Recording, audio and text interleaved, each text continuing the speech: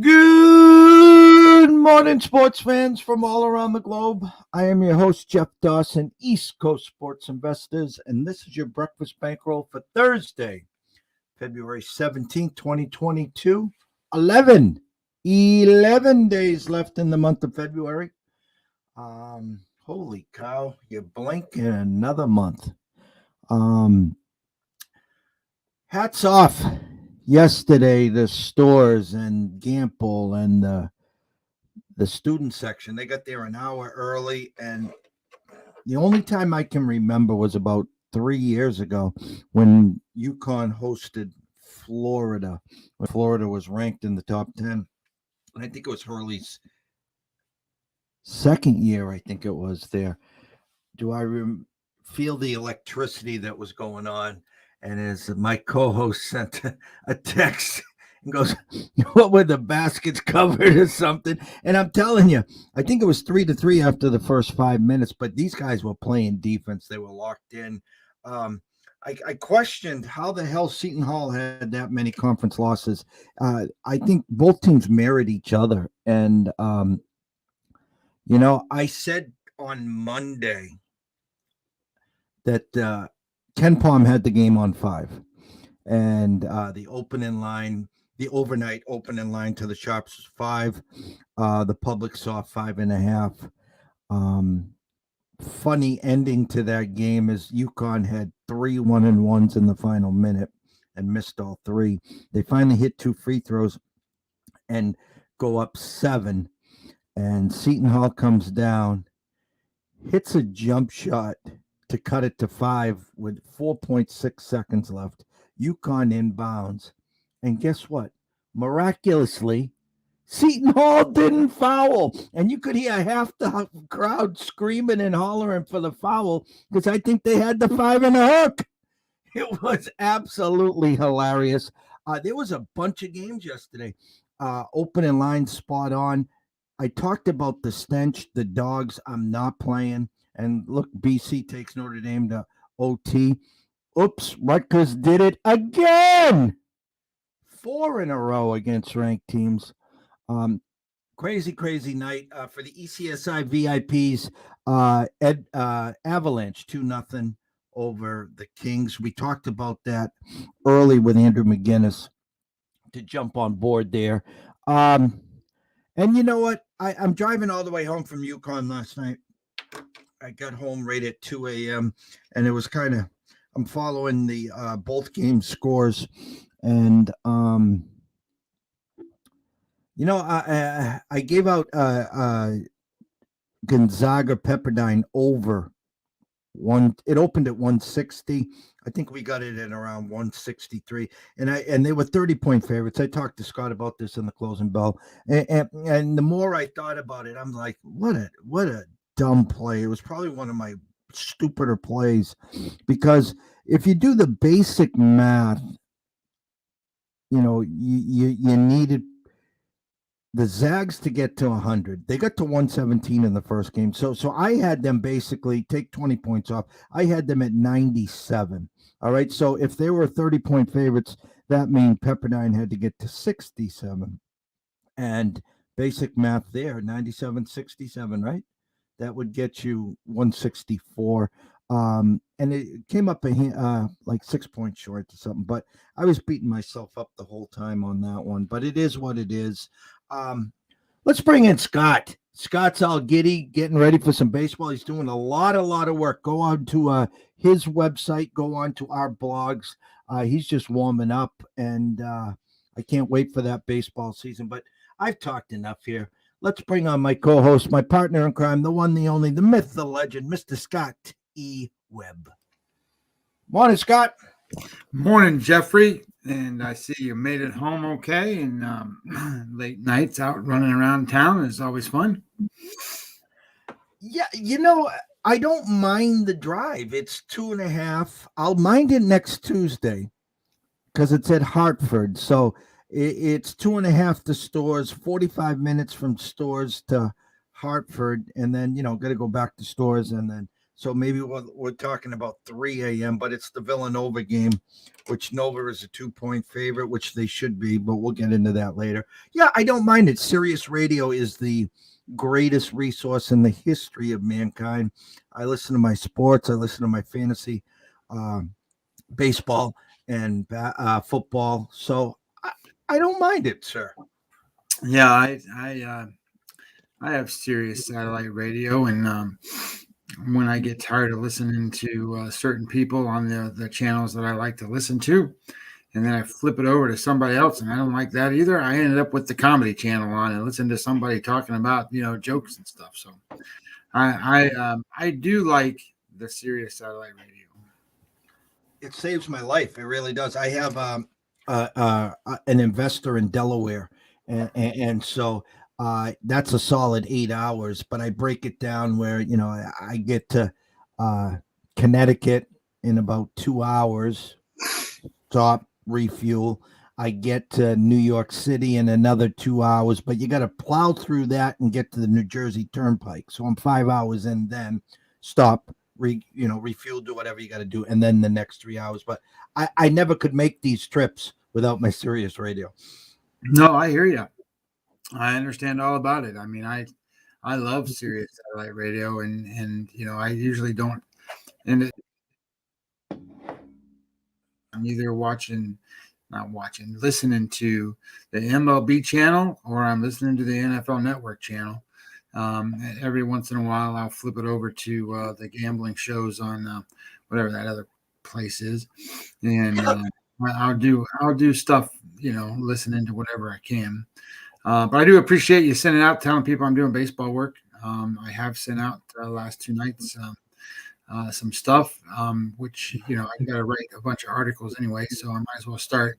And some of this stuff will be part of the book, some of it won't.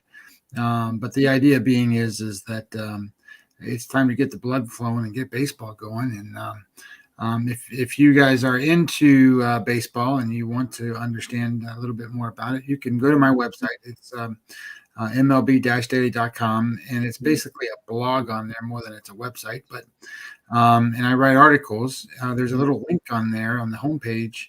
You click that link and you put in your email address, and everything I write that goes there will go right to your email address. So you get it right whenever it comes out. So you can do that too, whatever you like. Jeff puts that stuff on his ECI spot homepage. I mean, obviously we work together. We're business partners, and we're trying to make a lot of things happen here. So it's not that I'm trying to do anything separate. It's just a way to get information out to you guys in a different way too. So if you're into that, great. If you're not, then we're going to go to talking some basketball here in a minute. My basketball night was it was a 1-2 night, Jeff. I talked about the two crappy ass teams in the world playing each other yesterday, Washington and Indiana. But my number said, hey, you better bet on Indiana, because I had them as 8-point favorites, and I think they won the game by 5 or something. So that was a good number for me. And then the game that was a little disappointing was the Toronto-Minnesota game, because Toronto got ahead a little bit at the beginning, and then Minnesota came back and actually took the lead. And then going into the third quarter, I think it was either tied or they were ahead. And they were a home dog of, I think, 2 or 2.5 points, and ended up getting blown out in the fourth period. And then that was very good. And then same thing applied when we were on Utah yesterday, and they played the Lakers, and they were ahead and not having any issues the entire game until the fourth quarter comes, and then LeBron, took Superman pills and went out and willed their team to win. So that happens. So 1-2 yesterday in the NBA for me. This is the Breakfast Bankroll. Our job here simply is to go over some overnight numbers to get people ready for what's going to come on today and tonight, obviously. I just wanted to add this. We talked, and you talked about the red flag, and you talked about the white flag, and the point is $250,000 on that Texas Tech and Baylor game.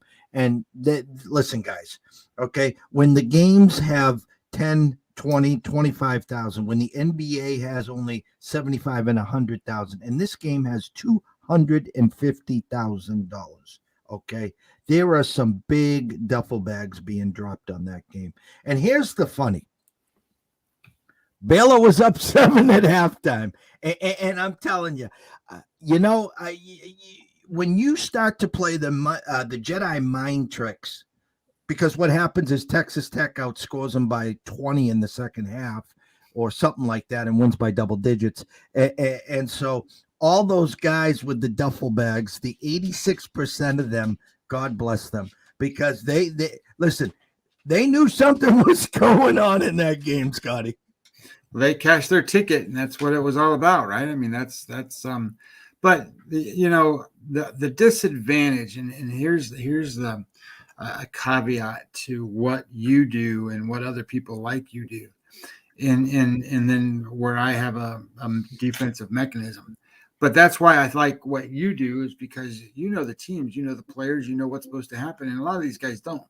There's a lot of guys, and one of the guys I used to work with, he used to just be like, "Oh, let me look at these numbers. I don't even know who's playing for this team, and I don't play who plays for that team. I don't understand. I don't even necessarily know the rules. I'm just going to read these numbers, and that's what I'm going to bet."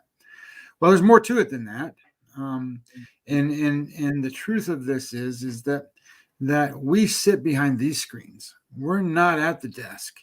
We don't know what liabilities and things are there. We just assume we know. And we assume based on the trend of the betting pattern, we understand who's doing what, but we don't know that for fact. And the truth of the matter is sometimes, because we don't know the facts, those paths and avenues we look at can lead us astray. Now, that being said, you've got so much experience in doing this and going through those lines and lanes that I don't have any problem following whatever you tell me about these numbers. However, that said, some of these guys I wouldn't listen to if you gave me your $100, Jeff. I wouldn't do it because they're making up shit, and that's the problem. Is that you need to have the experience and understand certain things because because we're not at the counter, you don't know what Sharp walked up there and put whatever numbers down, or was it a Mattress Mac type guy who went up there and put the numbers down?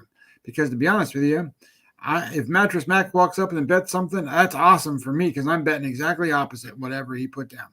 And the sports book knows that, and they, so when they start putting out there, oh, Mattress Mac played this or the Duffel Bag Boy played that, that's great news because you want them to be opposite of what you just bet, though. And I want to give a shout out to my man, Mr. Marty Lowe from Bama Country. Gives us a good morning to both of us. Good morning, Marty. I'm going to close before I bring up the screen. I find it kind of comical when people are struggling. They're in that bump. They're in that, God, I can't get any traction. Their eyes trend to the favorites and the overs. And here's a perfect example, okay? And I'm going to close with this, Scotty. The Boston Celtics were the hottest team in the NBA, okay? They had won 9 in a row. The night before, they go into Philly and were 2.5-point favorites, okay? At one point, they were up 51 points. Box the wire, statement, whatever you want to say. They crushed them. They come home and they were 12.5-point favorites to the Detroit Pistons, who are the worst team in the NBA. It's not even a debate, not even up for debate. And everyone I saw on social media, how can you not love the Celtics today? And it was the biggest carrot going. And the Celtics lost outright. Mm-hmm. Outright. So again, guys, when you wake up in the morning, do yourself a favor. Take a look at the lines. Get a notepad, get a pen, okay? And whatever games jump out, please note. And make a little note next to it. Why does it jump out? Well, Jesus Christ, the Celtics have won 9 in a row. They just beat Philly by 30. How can't they beat the lowly Pistons by 13? There's a reason. It's a kid in a candy store. It's the hook. It's the hook, line, and sinker. And the quicker you guys can rewire the brain and understand this, the better off you will be long term. I like to do that. Well, you've seen my work and some of the stuff that I do. I put out daily lines for baseball, and a lot of times I'll put lines out before baseball puts lines out. But the idea is, if you and I liked your idea where jot down your number and then pick out. We talked about that yesterday on the closing part of this thing is what should I do next, right? Well, write shit down and then revisit it. But in this case, I would add two different columns, one at the top that says hype, and then one that says fact. And then as you're starting to go through some of this stuff, you can mark your little boxes beside the games, whether you're buying into the hype of the game or you're buying facts of the game. And I think those are important differentiators that you need to figure out. I like to always say, are you buying the sizzle or the steak? And Same idea. usually, Yep. yes. And you usually will end up, when you're buying that sizzle, the new shiny toy, you're going to end up more often than not on the wrong side. So, Scotty, you got 5 games. If I understand this correctly, it's the last game before the All-Star break. It is. It's a game where some of these guys have already checked out. It's a game where they just want to get to their vacation. The guys that are going to the All-Star game might just have it on. Basically, they already got their bags packed. They want to just get through this game. The other guys that are going to have 3, 4, 5, 6 days off might see a little extra playing time, or they too are heading off to Aruba for the weekend or something. So the stage is yours, my brother. Well, a couple things. One, I just want to say this too, just because you and I always talk about, hey, ask us questions and do different things. And our guy Billy Hewlin reached out to me yesterday, and he said, "Hey, Scotty, I got these 3 NBA games. What do you like?" And I said, "Well, I don't like this one. I don't like that one. And I do like this one," which was Denver yesterday. And Denver was a dog yesterday to Golden State and won the game. So we went through that game, and that was a winner that came through that wasn't part of the show. But if you just ask questions, I'll be glad to answer them, just like Jeff will. And just wanted to mention that because we do take requests and we do talk to people. And one of these days coming up soon, I'm going to have a separate cell phone. I'm not going to give you my cell phone number, but I'm going to give you a separate cell phone number where you guys can actually call me and we can talk about stuff if that's what you want to do. Jeff does that. And to be honest with you guys, there ain't nobody else doing this stuff. Nobody else gives out their own cell phone number where you can call them up and talk to them about whatever it is you want. So anyway, that being said, today's board, 5 games. And there's some interesting matchups, Jeff. I think this Miami-Charlotte game is an interesting matchup in a sense that, Miami's not this big scoring team, and they play good defense. Charlotte tends to be more of a team that scores, but they haven't been scoring lately. They've been playing really bad. I think they're 2-9 in their last 11 games. They've been really struggling. And Miami was the number 1 seed in the East. And then you start to look at the number, and it opened at 4. I think it's at 4.5 now. But I would prefer I got to lean on this game at looking at the under, and the under number keeps going up and up and up. Well, I shouldn't say up and up and up. It started at 226.5. And then when I started charting it, it was all the way down to 224. And now it's all the way back up to 226.5 again. So I like the number to go under. It's my number is 220. Now I haven't played that game, so I want to see a little bit more, and I want to see kind of a little bit about what's going on with it. A game too that I liked here is this Milwaukee and Philadelphia game. That should be a pretty good game. The interesting thing that I looked back on is in the history. Well, I shouldn't say history. That's not a good way to say it. But over the last matchups here, 10 games, and then going back to this year and go all the way through 2020, 1, 2, 3, 4, 5. They played each other 6 times. And in those 6 games, Milwaukee's won every single time. And the lines in those games have been interesting to me because this year, for example, the game was November the 9th. Philadelphia played Milwaukee. Milwaukee was the away team, and Milwaukee was -7. So you're now at home, and they're -6. Last year on April 24th, the game was in Milwaukee. They were -8.5. The game was at home again. They were -6. So that's not. I thought it was kind of a big line, to be honest. So I thought, well, I better go back and kind of look at what the numbers are. So they were -9 on February 22nd of 2020. They were -9 in February of 2020. So this actual -6 isn't the biggest number they've had, and at home they've usually been bigger. So I like the game with Milwaukee because my number says they should win by 10.5 points. I know that's a little bit high, but Milwaukee can score, and Philadelphia doesn't score.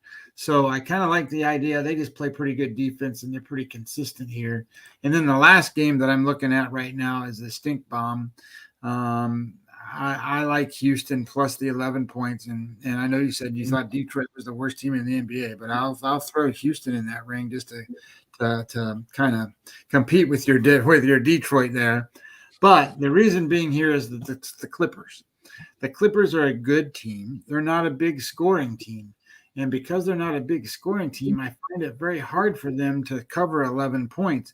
And the truth is, they've been a favorite this year between 10 and 12 points only one time, only once. And then they've been a favorite of bigger than 12 points twice as well. And in both of those games, they haven't covered that number. So I like the idea here that this is just too big of a number for the Clippers to cover. And I think that, like you talked about a little bit, I think you're going to see Houston's kids and run around and play where the Houston veteran or the Clippers veterans are going to be guys that are like packing it in, ready to go for All-Star break. So those are the three games I'm looking at. I haven't pulled the trigger on anything yet. Well, obviously, you and I will be back at 4:30 for the closing bell, so we'll be back taking a look at those games. At 2:00, we'll be heading to the Windy City for our mid-major king himself, the one and only Mr. Colton Soroka. We'll be talking college, and more college there. So speaking of college, I'm going to go over some games right now, and there's a 4:00, 4:00, and a 6:00, and actually a noon tip-off here. Holy moly. So let me talk about a few of these games. Minnesota at Penn State. Now, listen, Minnesota, I don't want to say they're our kryptonite anymore because I haven't gone to the well either which way against them. But I looked this morning and I saw Penn State was a 6-point favorite, only a 6-point favorite, and now down to 5.5. And Penn State receiving 60% of the bets and 66% of the money. Some reverse line movement early on Minnesota. This Penn State team, I'm not going to compare them to Rutgers, but they're one of the smaller teams in the Big Ten that play very, very well at home. I think this number's opened up low for a reason, and I'm seeing it dropping. So I would definitely have a slight lean on Minnesota, rotation number 741. Probably can get them at a plus about 165 probably on that money line there. 6:00 start. Townsend at NC Wilmington. NC Wilmington. Let me just tell you about them if you don't know about them. Vegas has zero respect for this team. I think they rattled off 12 wins in a row. They were leading the conference, and yet again, they're home dogs. In comes Townsend. Opens up as a 3-point favorite, 2.5 now at DraftKings. Scotty, I'm showing 71% of the bets, 82% of the money on Townsend. Yeah, this is a little misleading, probably.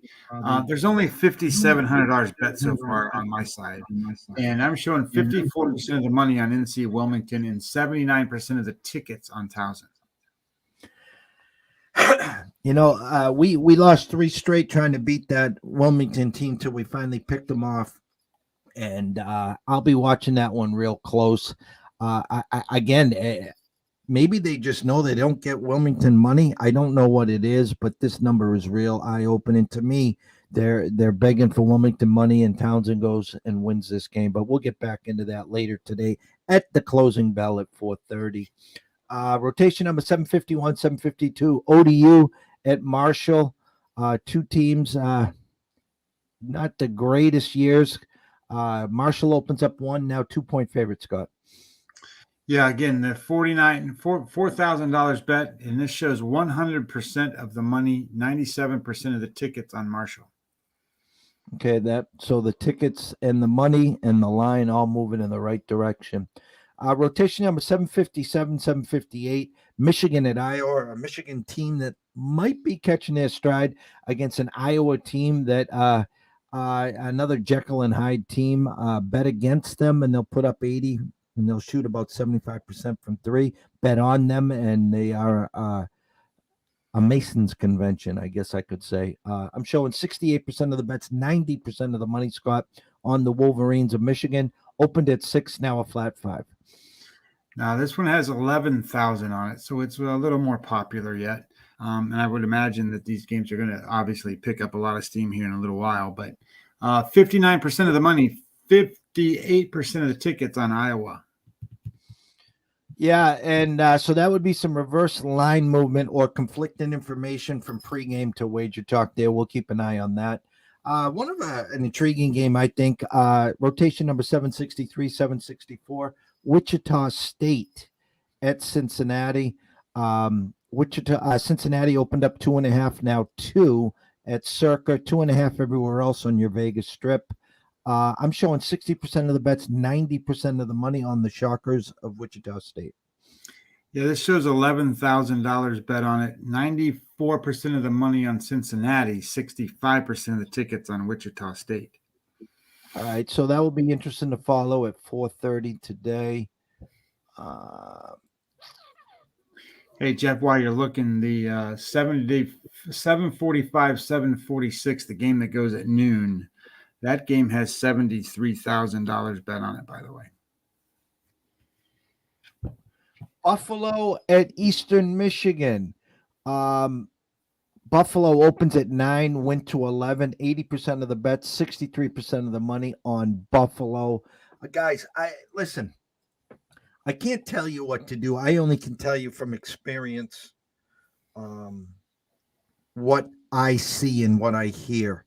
When you get the noontime games, when you get the 2 o'clock games, the 3 o'clock games, these people are itchy. They're chomping at the bit to get a win. Maybe they had a bad Wednesday. Maybe they're having a bad week, but this is a new day. This is a way for them to get to the window, to start hopefully a run that will get them back to even or get them into the plus side. That number's jumped 2 points.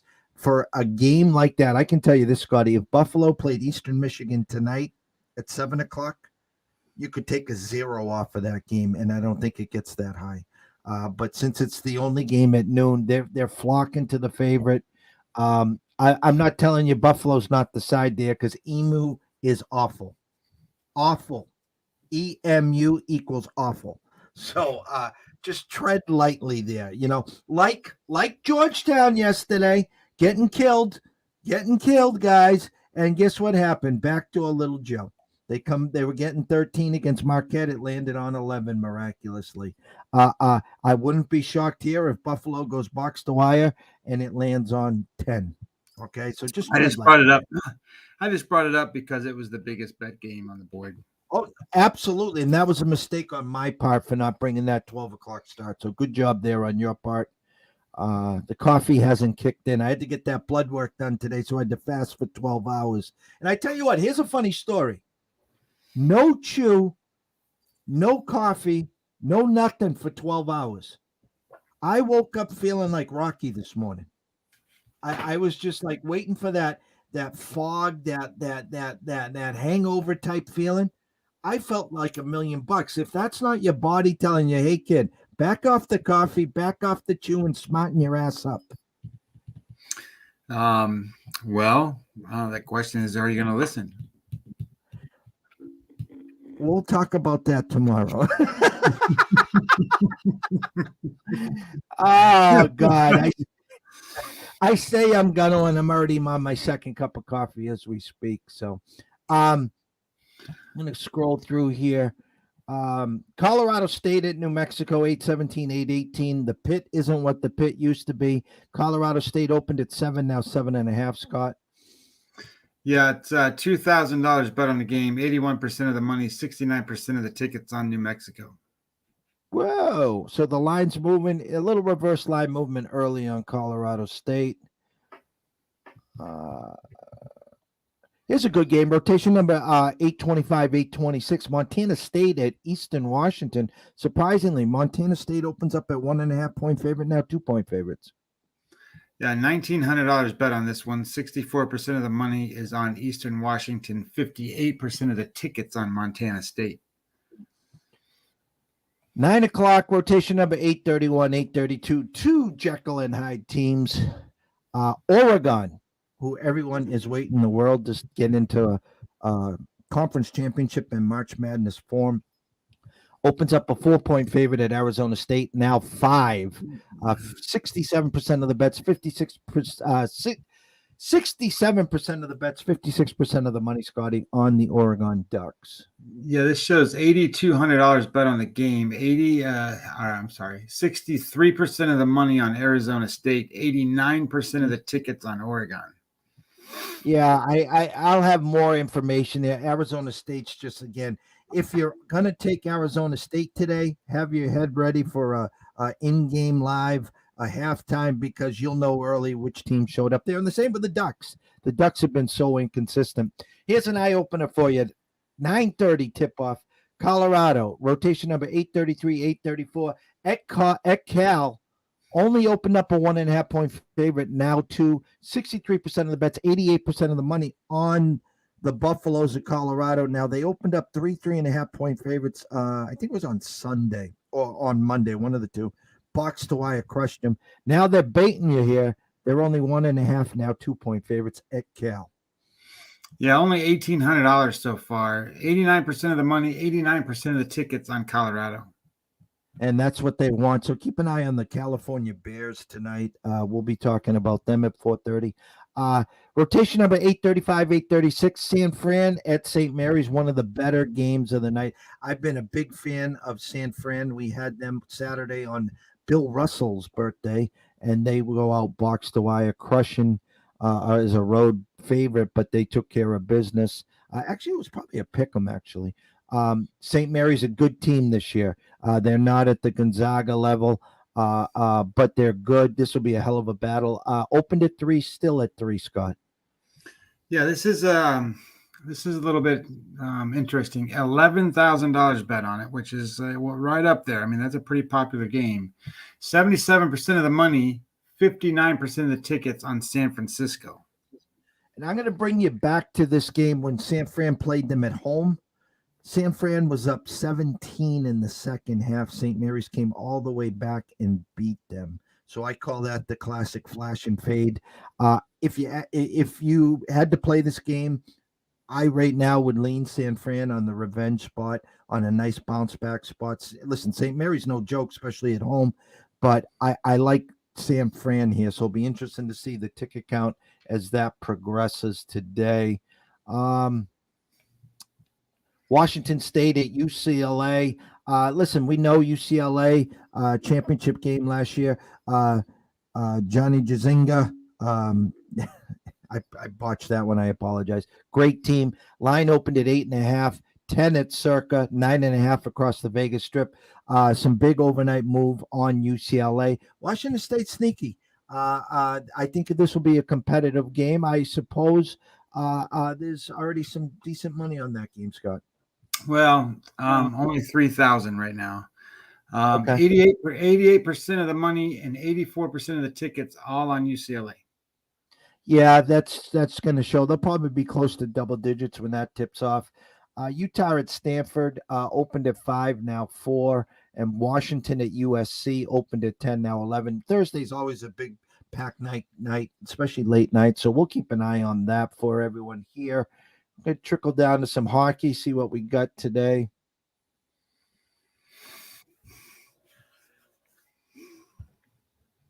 See what my eyes see. Pittsburgh at Toronto, rotation number 35-36. Toronto opened up -150, now -138, Scott. Yeah, this one's got 6,000 on it right now. 66% of the money, 59% of the tickets on Toronto. So there's some value there with the Pens at plus 136. Toronto was good for us earlier this week on the puck line. They won 6-2. We'll keep an eye on that. I always respect the flips. I have to say, though, Islanders have owned the Bruins. The Bruins are shorthanded. No Marchand. Rotation number 45-46. Islanders open up minus 125. Now it's circa the Bruins minus 108. I'm showing 91% of the tickets, 99% of the money on the Bruins. Yeah, this is a very little bet so far, $2,200. 81% of the money, 87% of the tickets on Boston. Okay. I have a big correction in Columbus at Chicago, rotation 49.50. Chicago opened up minus 170, and overnight now they're only minus 130 there. Anaheim against Edmonton. Edmonton is now 3-0 with their new coach. I'm not going to tell you to run to the window minus the 235. They've actually dropped to 204. We've been riding the wave there. The only way I could get into that play is regulation, which would get you Edmonton at even or the puck line. It's an under over a 6.5, so the puck line would be intriguing, but we'll stay away for now. And respect the flip here at Circa as well. Vancouver at San Jose, rotation number 53-54. Overnight, San Jose opened up minus 110. Now Vancouver minus 110. Well, that one's a little interesting because it's showing $4,000 bet on the game, so not much. There's been some games in the hockey so far at 13, 14, 15,000. So 4,000 is not very much money. But it's showing 75% of the money on San Jose and 71% of the tickets on Vancouver. All right, we'll keep an eye on that one. See if I can get out of here. Here we go. All right, Scotty, any closing thoughts, my brother? Well, I mean, what is today? Today's Thursday. So today the MLB and the MLPA are meeting. I think that goes at 1:00 today. I don't expect there to be an agreement today, so I don't think everybody's going to go high-fiving each other when they come out of that room. But I do think there's going to be some movement. And I think the movement means that a deal will happen relatively soon. And everywhere I look, everybody's still talking negatively about the Major League Baseball. And I get it. And everybody's fed up with all the minutia and the crap that goes on between it, and so am I. But at the same time, it's just a negotiation, guys. And I'll say this, and Jeff and I think, are pretty close to agreement. We're going to have a regular season that starts on time. That we're not going to have, obviously, because it's already later than what it's supposed to be, the spring training. But nobody cares about spring training. They need 4 weeks. They're going to get their 4 weeks, or at least 3.5, and they're going to come in ready to go. I saw a clip of Mitch Keller, and I don't know if anybody knows who he is, but he's a starting pitcher for the Pirates. And Mitch Keller is working with these guys at Driveline and is working on his pitches. The guy's throwing 99, 100 miles an hour right now. So the guys are putting in their work. They're going to be ready to go. And this is not the way it used to be in Major League Baseball, where you showed up to camp to get in shape to play.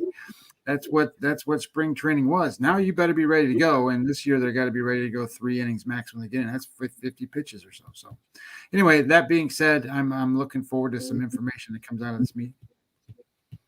I saw a YouTube video or a TikTok of him, and he actually hit 101. So, and my buddy, I sent him the video of it, and he goes, "Well, of course it was a ball." And I say, "Well, the catcher didn't frame it correctly. It was actually a tail and fastball that moved in, and the catcher dropped it this way." I says, "If he had framed that correctly, it would have been a strike." But you're right; they're doing the work. I'm keeping close tabs with our buddy Bernie Frado. I'm sorry, Bernie. And he's got a good ear to the story himself. He's not here in March 1st. He's starting to think it will be after March 1st. I heard March 1st a few weeks ago. I think it would be March 1st, And basically, guys, get your ass there in 3 days and let's get cracking here. Because you tend to forget that there's only 28 days in February. There's not 30 or 31. So we don't have that back end 2 or 3 extra days here. So it's kind of like this, Scott. I always say we're like tea bags. We only get working when we're in hot water. Well, MLB, you're in goddamn boiling hot water. Let's get it done. Well, this one is the proposals coming from the players today. So this is their retort to the last one that came from MLB. So it's up to the players now to give a little bit. The league gave a little bit. So hopefully we get to a point where somebody steps out and goes, okay, I've got an overwhelming offer. This is where we need to go. Let's start negotiating from here, and they can make a deal. If they keep taking these little teeny tiny steps, it's progress, but it's not earth shattering progress.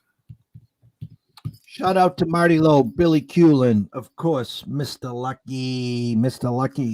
26 days till I get out to Vegas, and let me see, 26, 33, probably about 38, 39 till we sit down and break bread and watch a few games at Circa, head over to Roma's or wherever we decide for the Elite, Sweet 16 and Elite 8. So myself and Scott back at 4:30 for the closing bell. Prior to that at 2 o'clock, myself and Colton Soroka will be in the midday market report talking mid-major and beyond. So everyone turn on those notifications. Myself and Scott, thank you all for the love, the support. If you can do us a favor, if you already haven't, go jump on over to YouTube, hit the subscribe button, smash the like button. And if you're on Twitch, please jump on over to Twitch to East Coast Sports Investors and do the same. We won't let you down, we promise. So from myself, Jeff Dawson at EC Sports Invest, from my co-host and partner in crime, Mr. Scotty Webb at Webby20MLB on the Twitter. We wish you all a blessed day. Stay in your lane. Always invest and wager responsibly. And if you do have a problem, there is an 800 number available to you. Pick up the phone. Ask for help. Why? Because we care. Myself and Scott would like to see you here today, tomorrow, next week, next month, through 2022 and beyond. Have an amazing day. We'll see you on the flip side at 4:30, and we'll see you soon.